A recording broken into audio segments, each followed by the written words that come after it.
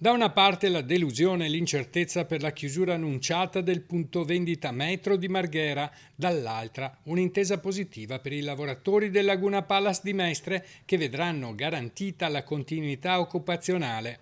In queste ore si sta chiarendo il futuro dei lavoratori impiegati. Per lo storico hotel, gestito da NH, è stato raggiunto un accordo in regione che prevede la ricollocazione dei 20 dipendenti. 13 resteranno nel veneziano, gli altri saranno trasferiti con supporto economico e alloggi temporanei. Chi non accetterà le nuove sedi riceverà un'indennità fino a 6 mensilità.